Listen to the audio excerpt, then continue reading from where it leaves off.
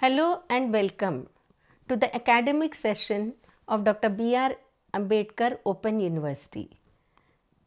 The topic that we are going to discuss today is teleconferencing and social media.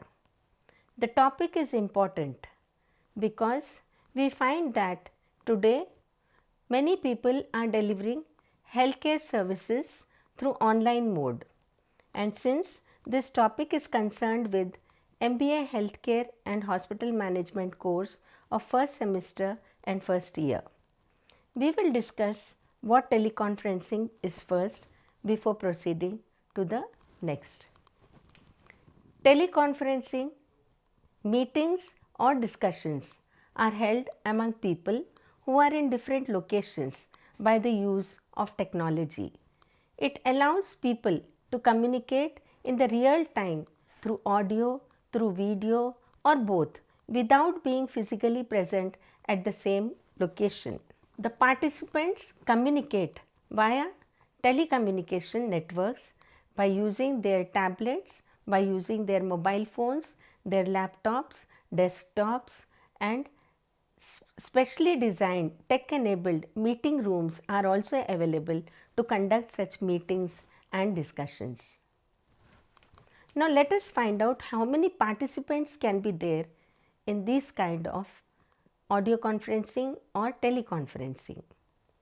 There can be 2 or more participants, and these kind of meetings and discussions can take place one-to-one.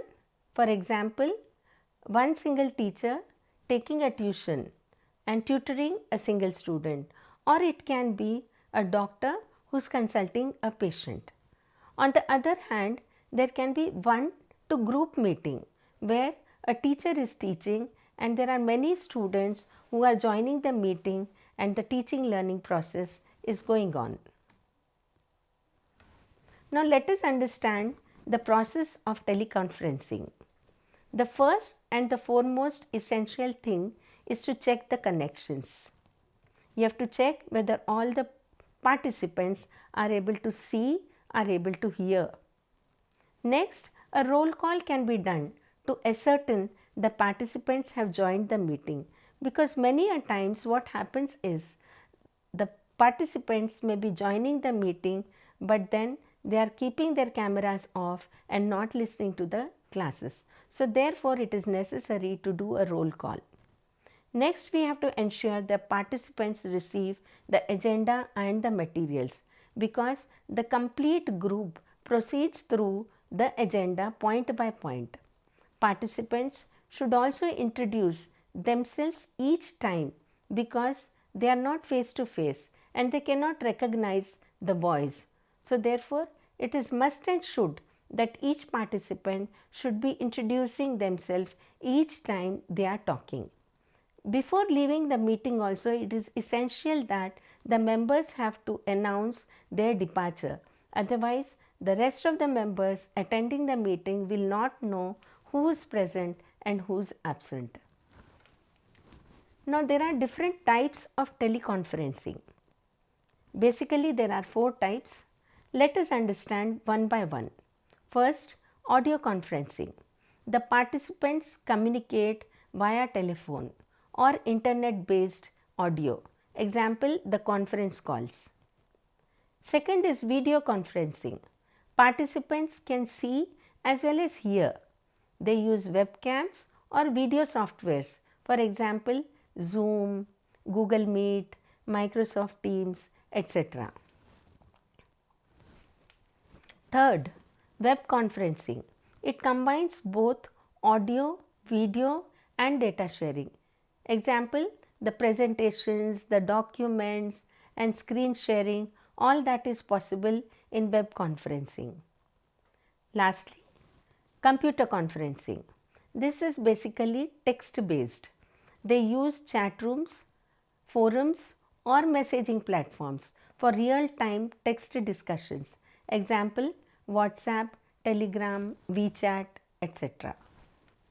Now, according to a study which was conducted recently, 80% of the doctors use mobile phones in their day-to-day practice for patient consultations.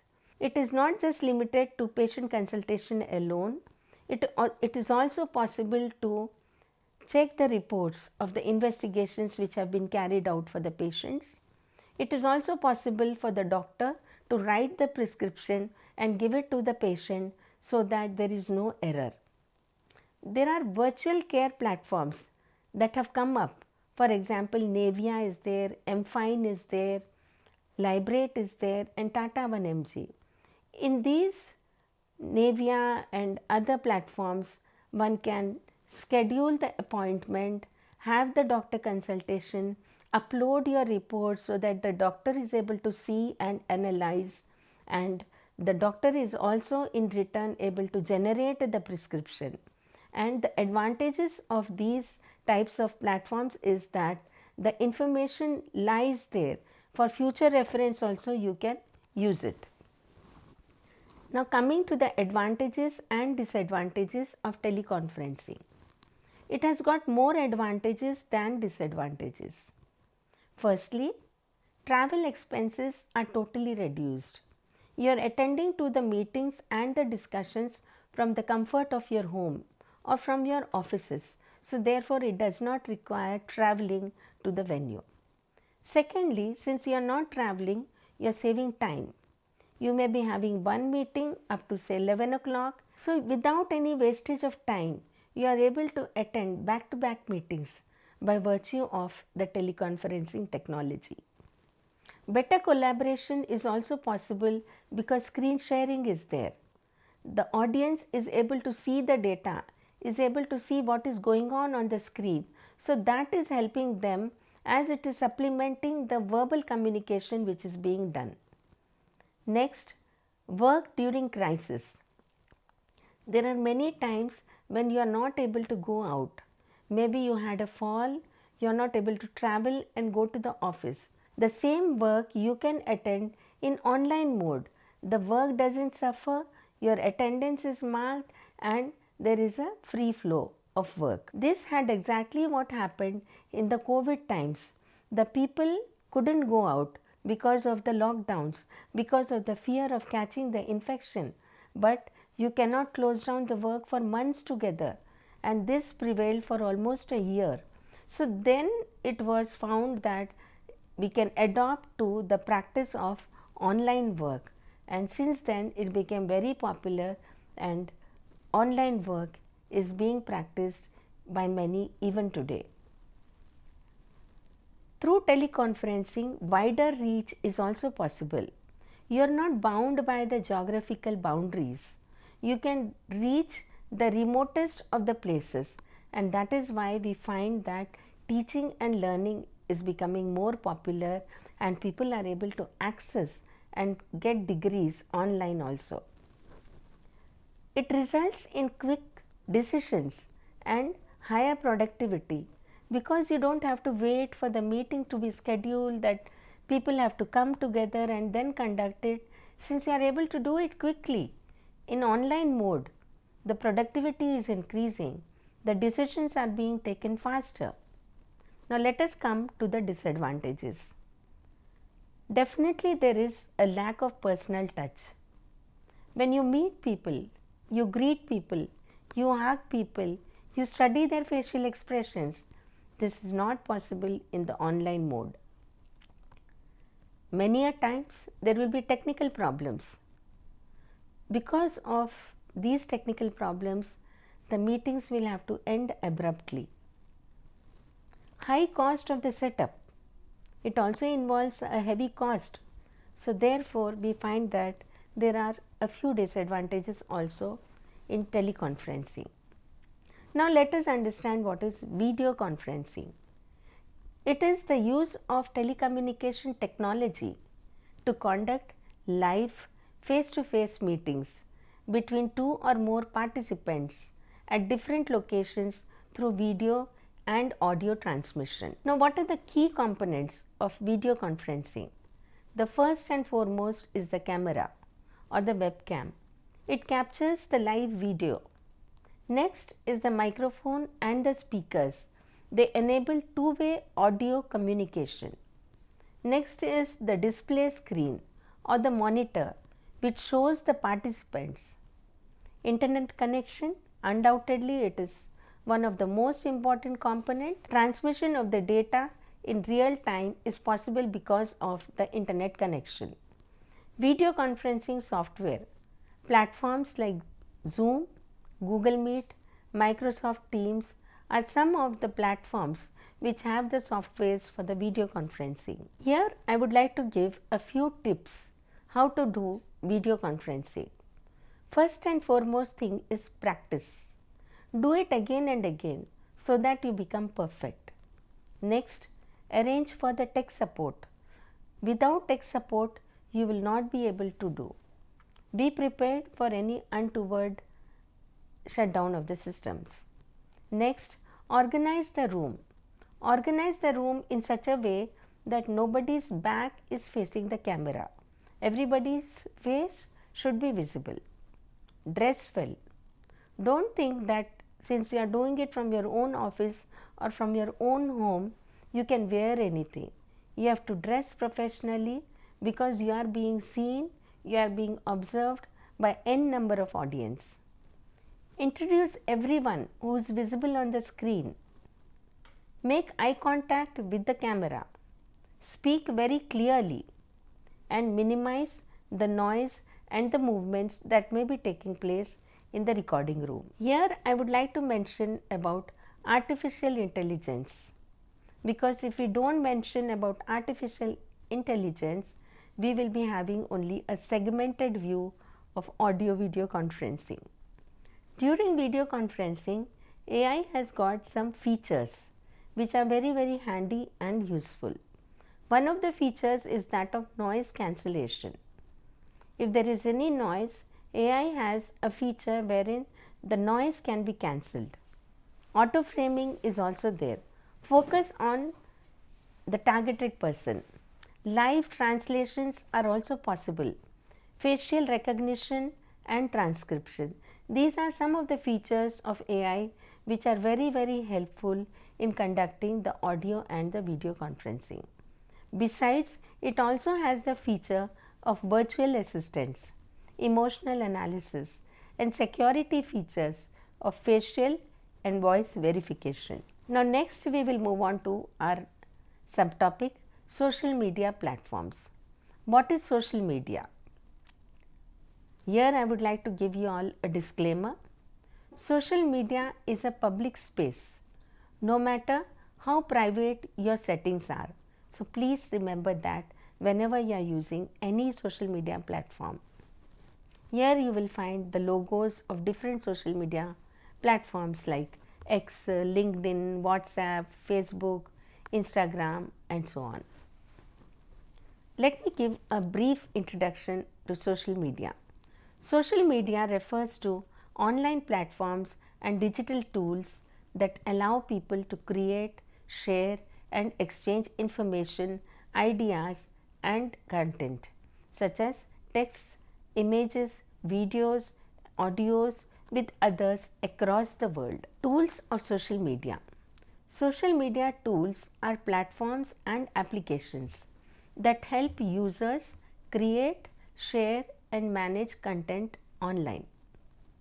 They are used for communication, marketing, collaboration and information sharing. The main tools of social media are social networking tools. They connect people. Example, Facebook and LinkedIn. Microblogging tools. They share short updates. Example, X. Media sharing tools. Share photographs and videos. Example, YouTube, Instagram. Messaging tools. They enable instant communication. For example, WhatsApp, Telegram. Blogging tools. Publish long articles. Example, WordPress, Blogger. Wikis. It is a collaborative web-based tool that allows multiple users to create, to edit and share information on a common platform. Virtual reality (VR) is a computer generated three-dimensional environment that stimulates real or imaginary worlds allowing the users to interact with them using special devices like VR headsets, gloves, or motion sensors. Now, coming to the usage or the utility of the social media. The most important usage of social media is communication. It helps people stay connected. Second is education. Online learning, patient education, patient care, all this is possible by virtue of social media. Marketing and business, buying, selling, promotion of the products is possible. News and information. Today we have access to news across the globe. Social awareness. Lots of campaigns are conducted, public health programs are conducted in order to create awareness among the general public. For example, awareness with regard to health care. Now, let me explain social media by taking an example of a donut. Twitter. If you are using a Twitter, you will write, I am eating a donut. Facebook, I love donuts. Foursquare, this is where I eat donuts. Instagram, here is a vintage photo of my donut. YouTube, here I am eating a donut. LinkedIn, my skills include donut eating. Pinterest, here is a recipe to the donuts. Last FM, now listening to donuts. G+, I am a Google employee who eats donuts. Now again, when we take the concept of artificial intelligence and social media, we understand that AI analyzes our behavior. How many likes we are doing, what type of comments are we making on the social media, how many posts are we sharing, and how much time we are spending on the posts. Then after analyzing, the AI will recommend personalized content. Example, Instagram and Facebook use AI algorithms to show content aligned with the user's interests. The benefit is that it enhances user engagement and satisfaction. Now coming to the demerits of social media. The biggest demerit of social media platforms is addiction. People are getting so much addicted that they are not realizing that they are using a mobile while driving, they are using a mobile while crossing a road. Even teachers have begun to attend to phone call in the classes, which is not acceptable at all. Privacy issues. Personal information can be misused or hacked. Cyberbullying. Users may face online harassment, trolling, or negative comments. Spread of false news, fake news. Mental health problems. Overuse of any of these social media platforms can lead to anxiety, depression, and low self-esteem. Hence, you have to abide by some of the guidelines. Use responsibly. Share accurate and meaningful content. Avoid fake or rumor informations. Protect the privacy. Do not share your personal or sensitive information publicly. Maintain professionalism. Be respectful and polite in making your comments as well as uploading your posts. Verify the information. Check the source before believing in it or before forwarding any message. Limit the usage time. Avoid overuse. Maintain a balance between online and offline life. Now, hospitals also use social media. They use it for different purposes. The first one being health awareness. To create awareness about health, lot of campaigns are taken up by the hospitals. Say for example, pulse polio immunization program. Lot of campaigns are done so that mothers get their children below the age of 5 years immunized. The impact of these programs is that the quality of the services improves. Next is patient education. Doctors, health workers are able to educate their patients, give information to them. Say for example, if a cardiologist is explaining how an angiogram is done, and if the patients who are going to undergo angiogram see that, they will understand what is the purpose, what is the process, what is the outcome, and how they are going to benefit out of it, and how much pain they have to suffer. Public relations. Doctors and hospitals are able to ensure and maintain public relations mainly because of the social media. It's very difficult for them to take out time from their busy schedules and meet people and discuss many things. The same thing is possible through social media platforms. Patient feedback is another important area.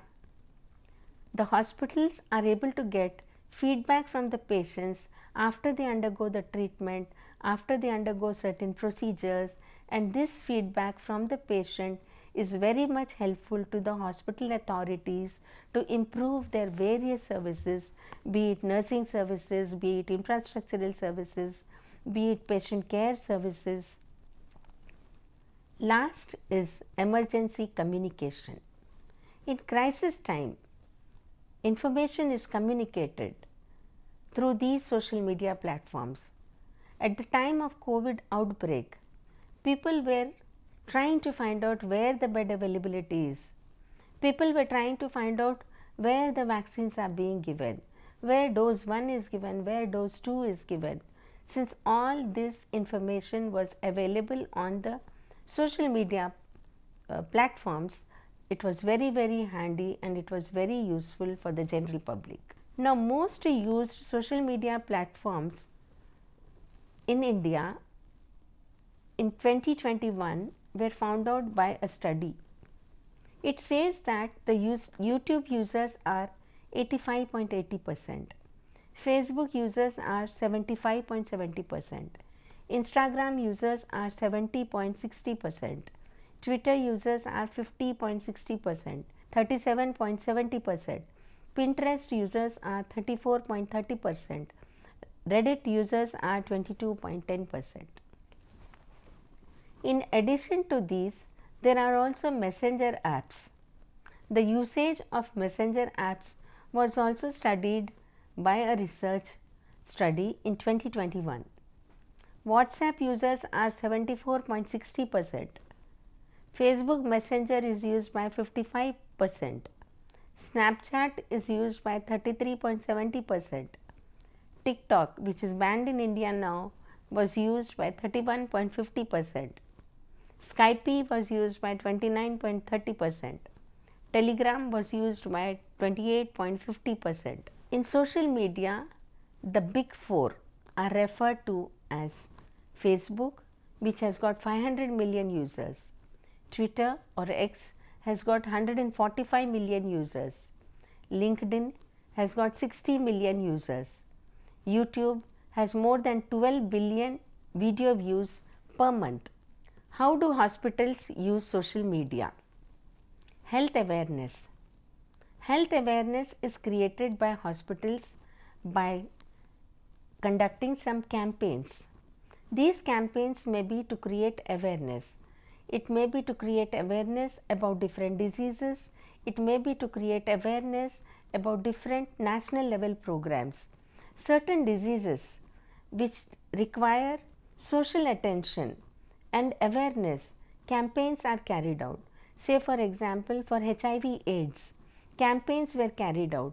The strategy which was used was more of fear arousing strategy at the time of HIV/AIDS. Similarly, at the time of COVID also, it was more or less a fear arousing strategy where isolation was advised, where social distancing was advised. So, the outcome of these kind of campaigns is that people tend to get more information about the diseases, about the programs, and they are more alert and they are able to manage themselves in a better way. The other use of social media by the hospitals is that of patient education.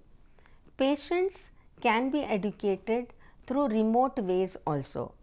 Traditionally, they used to come to the clinics and the physiotherapists or the other health workers used to explain to them how the medicines are to be taken, how much important exercise is, how much important diet is.